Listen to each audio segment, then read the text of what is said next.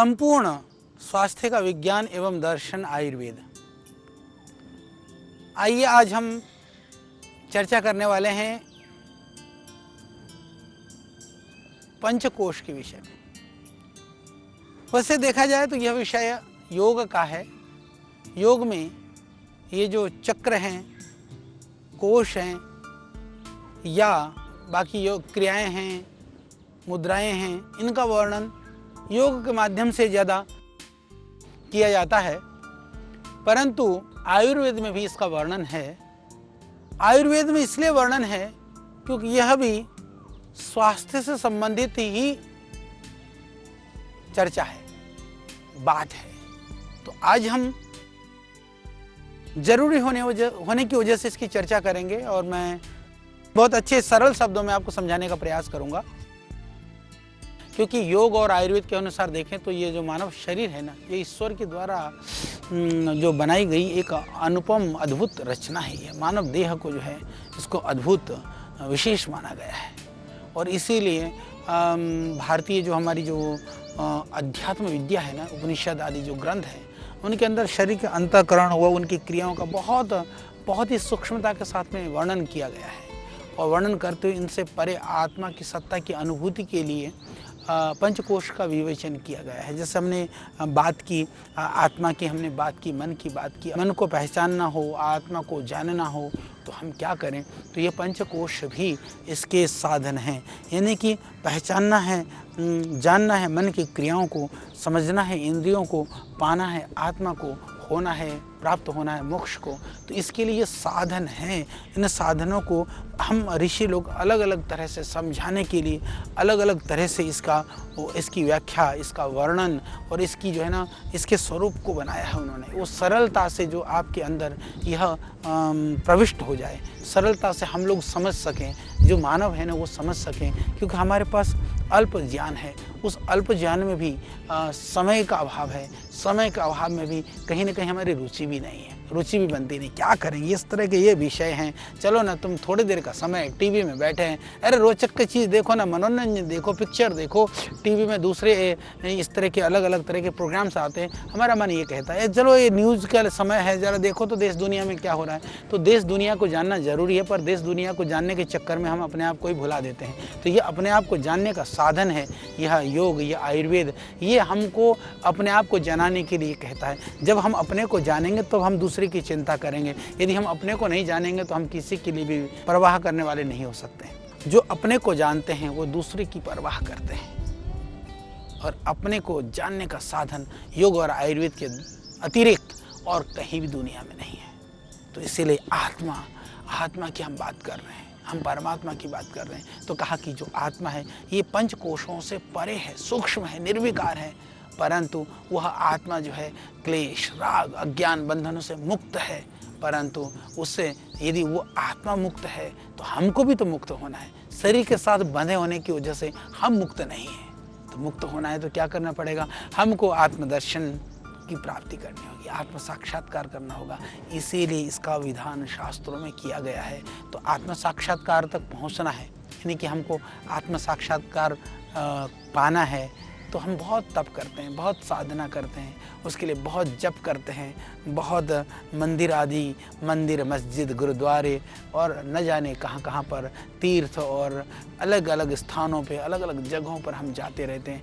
क्या आत्म साक्षात्कार उससे हो जाएगा?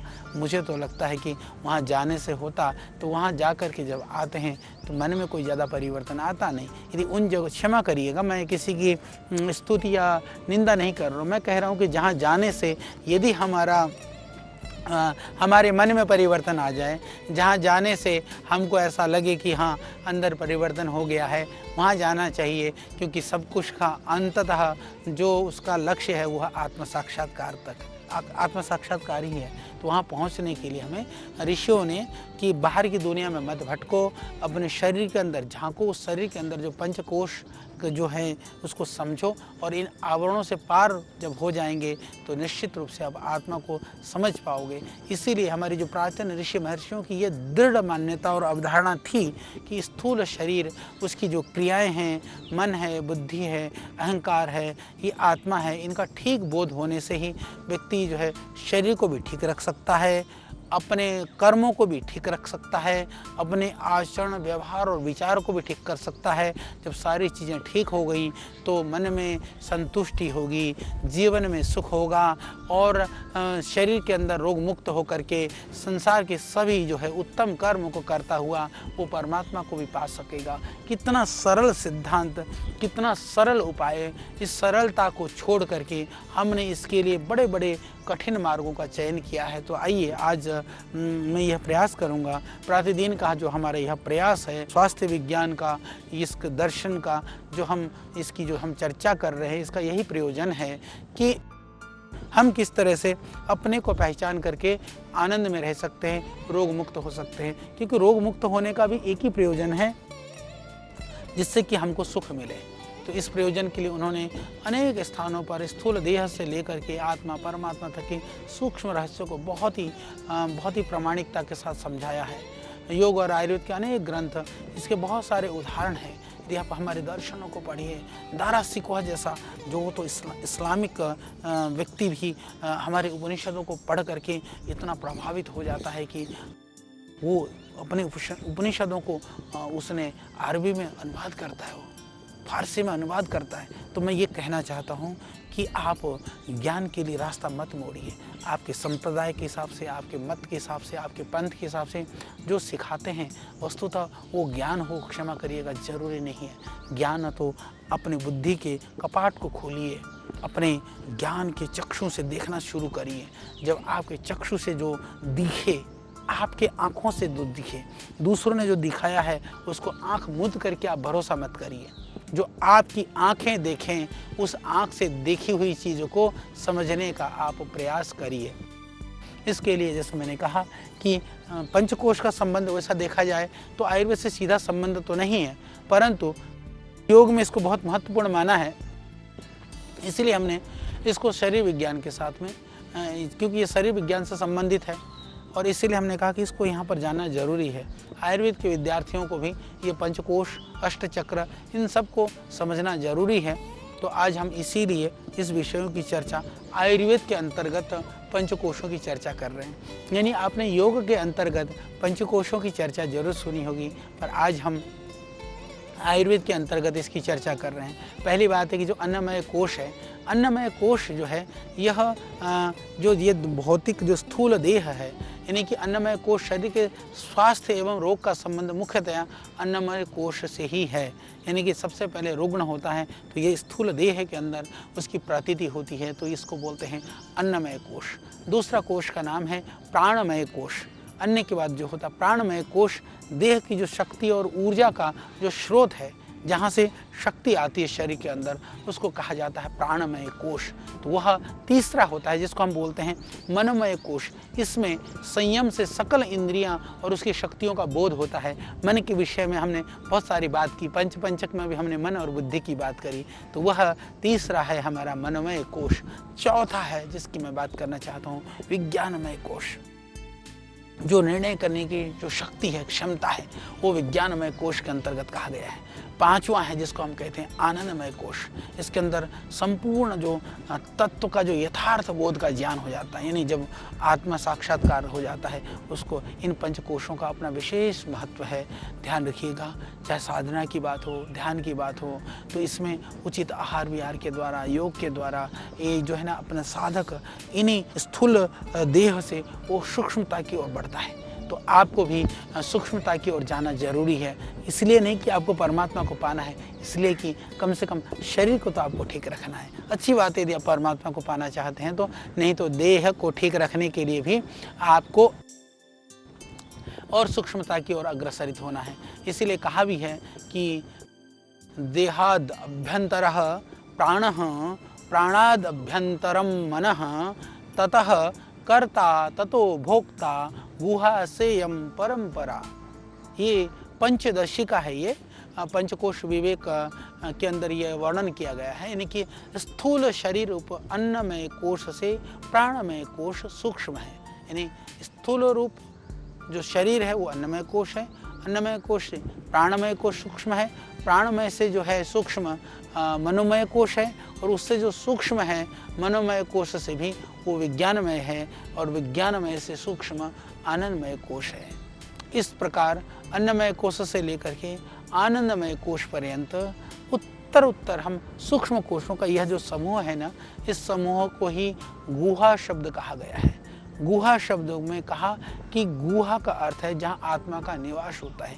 यानी कि जो शरीर का जो सबसे सूक्ष्म भाग है, जो गुहा है, उसके अंदर आत्मा का निवास माना गया है। तो हम क्या करें, जब व्यक्ति जो होता है ना ध्यान साधना करता है, योग करता है, करते करते करते करते वो स्थूल देह जो यह अन्नमय कोश है उससे सूक्ष्मता की ओर गति करने लगता है। वो ध्यान करने से जब बैठते हैं ना आप, तब स्थूल देह का भान नहीं होता। जब बैठते हैं हमको पता होता है कि हम बैठे हैं, फिर थोड़ी देर के बाद लगने लगता है कि हाँ अंदर हमको कुछ दिखाई दे रहा है, कुछ प्रकाश दिखाई दे रही है। यानी कि धीरे धीरे सूक्ष्मता के साथ वो गति करता होता अंदर अंदर अंदर अंदर जाना शुरू करता है। जितना अंदर अंदर प्रविष्ट करता रहता है वो विकारों से रहित होता जाता है। इसी तरह से वो उत्तर कोशों को पार करता जाता है, अंत में पूर्ण आनंद की स्थिति को प्राप्त करता है। ये सततः अभ्यास का यह विषय है। तो इसीलिए मेडिटेशन, ध्यान, इसकी बड़ी महत्ता बताई गई है। ध्यान के साथ में हमको ध्यान तो बैठ करके होता है, पर कार्य बाहर प्रवृत्त होने से होता है। जब बाहर के कार्य उलझे हुए होंगे तो कितना भी ध्यान करो मन सुलझेगा नहीं। इसलिए बाहर के कर्मों को ठीक करो, फिर ध्यान करो तो सब कुछ सुलझा हुआ नजर आएगा। आप इसको समझिए।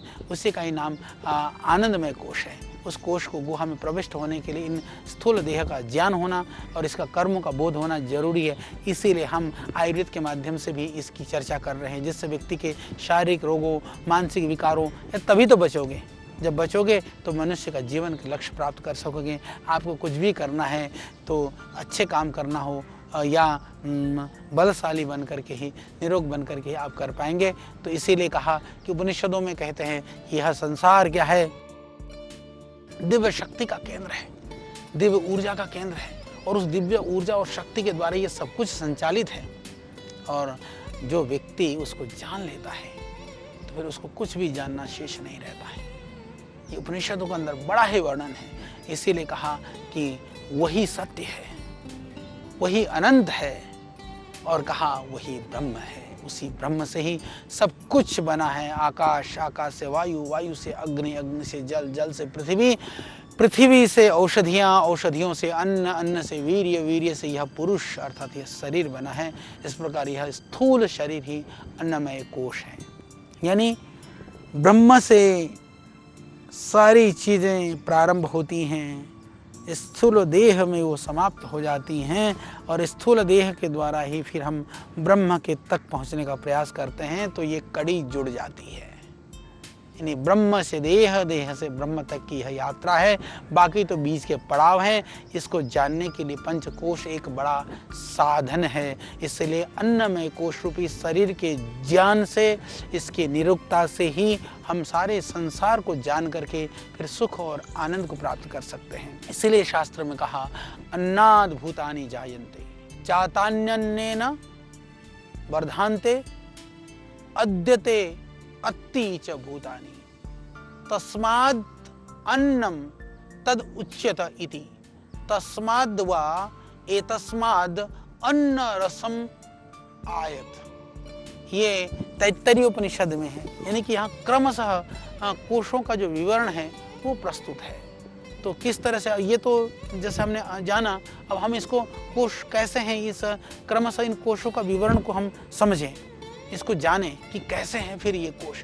तो इसकी हम प्रस्तुत कर रहे हैं अभी आपको कि जैसे कि पहला, जैसे मैंने कहा कि अन्नमय कोश।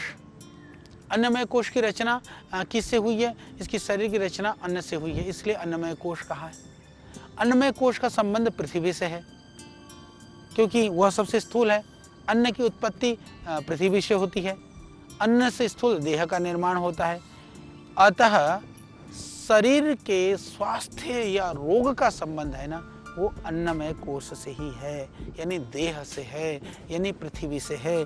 अन्नमय कोश से ही यह शरीर बना है, अन्नमय कोश से ही यह पृथ्वी तत्व से ही पृथ्वी बनी है। तो इसीलिए पृथ्वी की औषधियों से ही देह ठीक होता है। तो अन्नमय कोश के लिए शुद्ध करने के लिए जरूरी है उचित आहार विहार या शोधन की षटकर्म आदि क्रियाएं, और फिर मुद्रा है, आसन है, इन सब के अभ्यास से जो है ना शरीर को सुडौल बनाइए, सुदृढ़ बनाइए, इससे इसको सहायता मिलेगा। तो इसीलिए यह हुआ अन्नमय कोश। दूसरा जो मैं बात कर रहा हूँ प्राणमय कोश के संदर्भ में। जो प्राणमय कोश है वो स्थूल शरीर से सूक्ष्म है, जिसको हम प्राणिक शरीर भी कहते हैं या उसको प्राणमय कोश भी कहते हैं।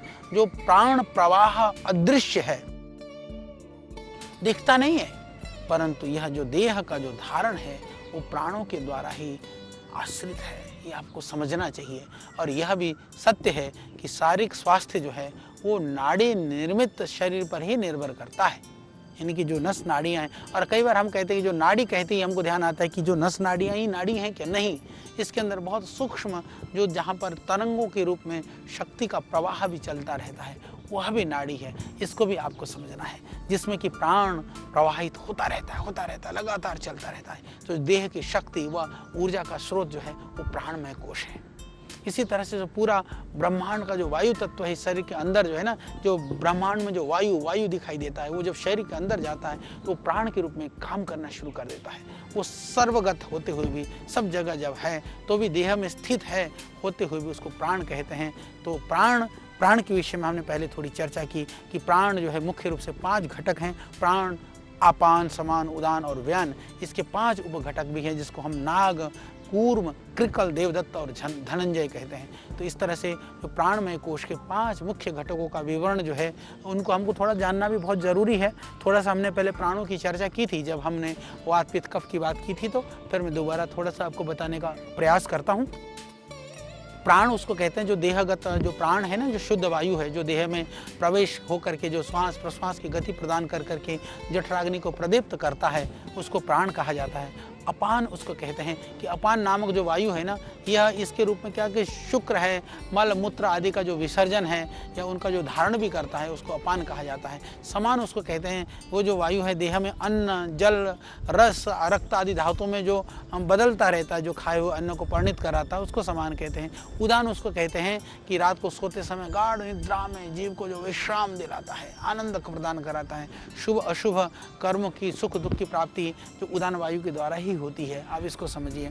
फिर व्यान, ये व्यान वायु के रूप में ये संपूर्ण देह में व्याप्त होकर के चेष्टा आदि जो भी हम कार्य करते हैं, रस धातु आदि का जो निर्माण करना, पूरे शरीर में फैलाने का काम है, यह 5 प्रमाण करते हैं। तो इसी तरह से 5 उपप्राणों का जो कार्य है, जैसे आप इसको समझिए कि इनके जो मुख्य स्थान है, इनके जो मुख्य काम है, हम उसकी थोड़ी चर्चा कर लेते हैं। क्योंकि आपने देखा कि 5 प्राण जो है वह क्या क्या करते हैं। तो जो 5 जो प्राणों में से प्राण कहाँ रहता है, यह मुख से लेकर के हृदय तक रहता है, यानी प्राण का स्थान है मुंह से लेकर के हमारे दिल तक। कार्य है हृदय फेफड़ों की क्षमता को बनाए रखना। जो उदान है, उदान का जो मुख्य तत्व है, प्राण का जैसे मैंने बताया वायु तत्व है, तो उदान का जो मुख्य तत्व है वो आकाश है। आकाश का जो इसका जो स्थान है, इसके लिए उदान के लिए कहा कि कंठ से लेकर के कपाल के मध्य तक, यानी कि कंठ जो हमारा गला है इससे लेकर के कंठ के मध्य तक कार्य है, इसको गमन करना, शब्दों की अभिव्यक्ति करना, जो मुंह से हम बोलते हैं करते हैं सब। समान अग्नि को कहा, इसका जो तत्व है वो अग्नि तत्व प्रधान कहा गया है समान प्राण को। इसका जो स्थान है इसको कहा कि हृदय से नाभि तक, यानी कि हमारे दिल से लेकर के हमारी नाभि तक का जो स्थान है वह इसका स्थान है। इसका काम है भोजन को पचाना, चबाना, ये सब सप्त धातुओं का निर्माण करना। जो अपान है, अपान के लिए कहा गया ये पृथ्वी तत्व प्रधान है, यानी मल मूत्र आदि का जो करना। इसका स्थान है नाभि से, यानी कि हमारी नाभि से लेकर के हमारे पैर तक का जो स्थान है ये अपान वायु का स्थान है। इससे मल मूत्र रजवीर्य का जो उत्सर्जन विसर्जन, कमर से पैरों तक का जो अंगों को गतिमय बनाने का काम है, ये सब काम अपान वायु का है। फिर ये कहा व्यान, व्यान का जो काम क्या है, इसका तत्व के रूप में कहा ये जल प्रधान तत्व वाला है, पर इसका जो स्थान है ना सारे शरीर में यह काम करता है।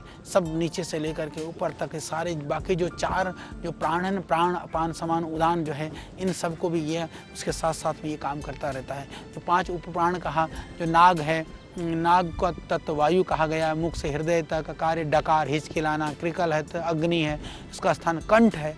तो कंठ में क्या करता है कि वह भूख प्यास लगाने का काम करता है। जो कूर्म है वो क्या करता है, वो उसका जो तत्व तो वो है पृथ्वी कूर्म का, उसका काम है पलकों का झपकने वगैरह का काम करना। देवदत्त में जो कहा गया कि ये जो उपप्राण में चौथा है देवदत्त, तो उसका तत्व माना गया आकाश, उसका काम है अंगड़ाई लेना, छिक करना, देवदत्त का काम ये है। धनंजय के लिए कहा गया, ये 5वां है, उपप्राण में अंतिम है, इसका मुख्य तत्व जल कहा गया। ये क्या करता है कि ये मरने के बाद में भी ये प्राण लास्ट तक काम करता है, उसका नाम है धनंजय। यानी कि धनंजय प्राण एक ऐसा है कि मरने के बाद में भी जो शरीर को सड़ने नहीं देता है, वह काम आपका धनंजय प्राण का काम है।